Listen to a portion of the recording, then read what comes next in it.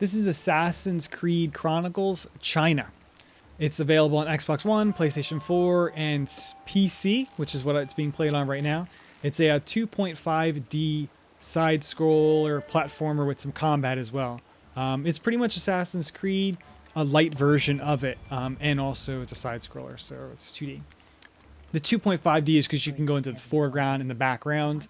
You can interact with the map, give it some depth, but not a full 3D environment. The visuals in the game are really cool. I like the art style. They're very pretty. Everything's kind of fluid. The environments kind of just flow from one stage to another. The buildings work with each other. It's easy to tell what you can climb on. Right here you can see if it's red, you can jump on it, you can climb on it. Certain things can be hung from. You can climb on the side, you can scoot along on the side, you can dash under or jump over, interact with, see the wheel's red. So I know I can interact with it because it's red and also shines with that white stuff.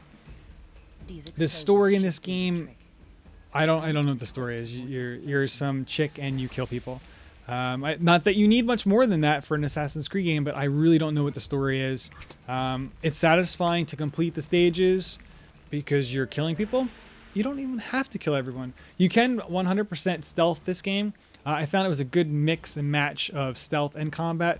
You can go ahead and slaughter everyone in the maps, or you can go ahead and just stealth the whole thing and never kill anyone. There's some skills that you can get that allow you to knock them out or distract them, like you saw previously. I can distract the guys, so the guards, so they look another way. They don't look at you. But I found it was a perfect mix to have some combat and stealth, because the combat's very light, but it's fun. You have a light stab, a hard sword attack, and you can counter. As you progress throughout the game, you unlock more skills that you can use. So you can you can block an attack, or then you can counter it, and then you can jump over them to get behind them to hit them, because the guys with shields, you can't counter it, you have to jump over them. The game is only about 6 hours, 6.5 hours long. You can run right through the boards. You don't have to complete everything in the game. You can just go from point A to point B. Or you can go ahead and do some of the side objectives in the missions to give you more points. And those points help you level up your character to get you so you have more health, or you can carry more throwing stars, or you can use more fireworks. And the bonus objectives are maybe for this map to kill the 4 guards, or go ahead and save the 5 slaves. So you don't have to just be awesome at the game to unlock the stuff. You can also do all the objectives, and that'll help unlock things so the game becomes a little easier. I didn't do all the objectives, and I still felt this game was pretty easy. I did play it on the default difficulty. Didn't have a problem. There's a few places like this one here where it's a little tricky. Where are you going to jump? Where do you go? Do you hide here? But I never felt like, man, this game is way too damn hard. But I didn't play it on hard. I don't think anyone would really play this game twice through. You could. It's not a bad game, but I'm not going to play it twice through. The game's really fun. It's colorful. You have a good mix of that light stealth, light combat. You're never going to go in here and fight 14 guys at once. It's not that kind of Assassin's Creed game.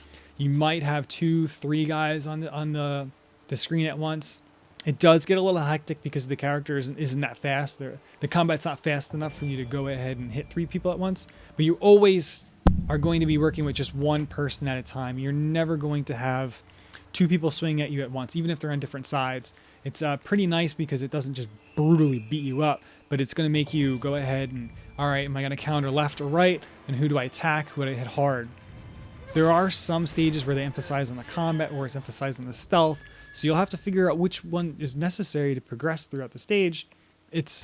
You can just go ahead, like if it was a really heavy stealth area, you can just go ahead and beat the shit out of everybody. It's not going to matter. But it's a lot easier if you went and stealthed it. The game's really smooth. It ran really good. Obviously, hopefully it would on any modern computer now. It's not very demanding on the CPU or your GPU. But it's a very fun game. It's light. If you're waiting for another game to come out or you just have a few hours to play, 6 hours, maybe 8 hours if you wanted to get all the objectives. It's definitely a very cool game. It gives you that Assassin's Creed feel, but just for a few hours. Definitely really cool. I would check it out if you're a fan of Assassin's Creed. The story in this sucks. There is no story. The reason I played the original Assassin's Creeds and the few of them afterwards, because the story was actually really cool. This, I don't know what's going on, so I feel that that's a problem if they're going to keep making, there's supposed to be a Russia and another one of these Chronicles coming out. Well, the game's fun, it's got cool gameplay, but it would be neat to be able to tie everything in with the story and why you're an assassin again. And what if I just picked this game up and never played any previous Assassin's Creed? I don't know what's going on.